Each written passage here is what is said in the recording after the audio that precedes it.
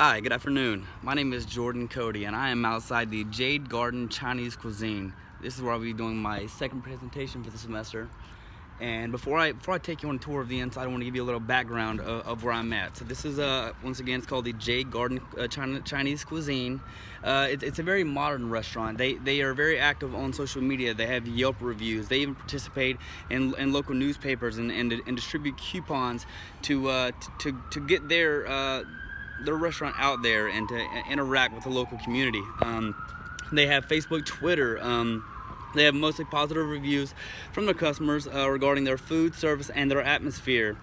A little bit about their background. They were established in 2015. This is a family-owned restaurant. There's the father and the mother own this place, and they have two daughters that work here. Their marketing is very direct and it's very modern. It's up to date. It's very familiar with our culture. They reach out to people. They have ads, and the latest and greatest website and social media, whether it be Twitter, Pinterest, Facebook. They are active. They don't just have accounts. They have someone who monitors all of these things and post their deals, their specials of the day, their hours of operations, their holiday closures. Everything is up there. They know our holidays, and they plan for those, whether it be Christmas, New Year's. They make sure to let the public know about it prior to the customer guessing or coming by or attempting to call.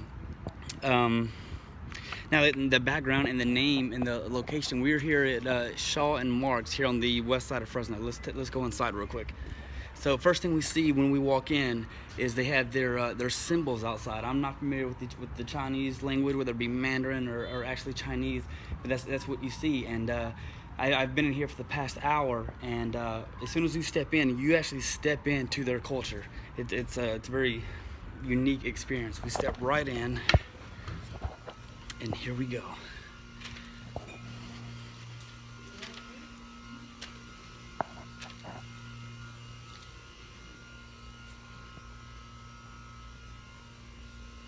I'm gonna try and be quiet because there's people in here, but I just want to let everyone see what I see and the experience that they have here, and the authenticity and the genuine nature.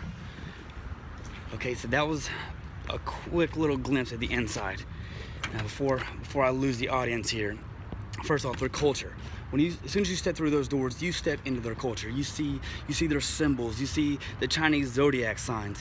You see their entrees, pictures on them. You see the dragons. You see the fire. You see their traditional historical females dressed in their garments and their attire, and it's very symbolic of their culture. So. On page 25, Lustig and Koster say that culture is a learned set of shared interpretations. So these are representations and things that symbolize their culture, and they are bringing this to the American culture here, and for all their customers to fully integrate themselves and assimilate themselves within their culture and really get the full experience of it. Now, I am not an anthropologist. I don't know their culture entirely well, but I know that when I step in there, it looks authentic. It feels authentic. I feel like I'm in the Chinese culture, whether it be accurate or not. I can't speak on the validity of their representations and their artifacts, but it feels like you stepped into a new culture outside of the American one that we are currently in here now. For my three intercultural communication themes, first of all was empathy. All right, on page 69, Lustig and Koster say that empathy is the ability of an individual to communicate an awareness of another person's thoughts, feelings, or experiences.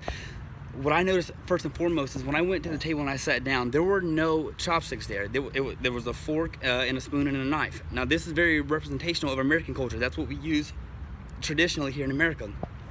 I know just based off my experience and my history that the chopsticks are, I guess, predominantly used in that culture. However, they have accounted for us and the dominant idea here that most Americans may not be that good with chopsticks, and that isn't our culture. So they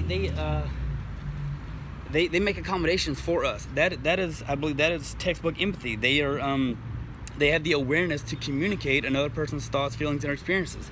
Now, if we want to ask for chopsticks, I'm sure we can, and they will oblige us. However, the majority of American culture, we use forks and spoons and such, and they have gone out of their culture to help facilitate that and make it a more enjoyable experience within their restaurants.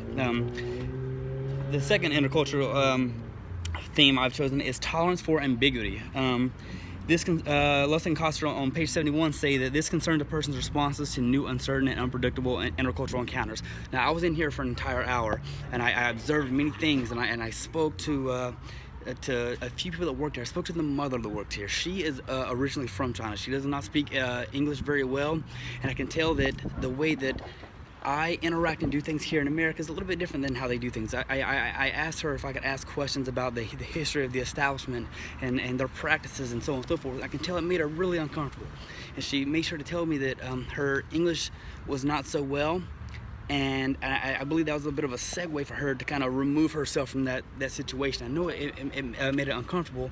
And however, when I spoke to the daughter, who was a young early 20s young lady, she was who has spent most of her life here in America, she was a little bit more okay with it. She was very comfortable and confident in talking about it and giving me a little bit of insight into their establishment and to their culture.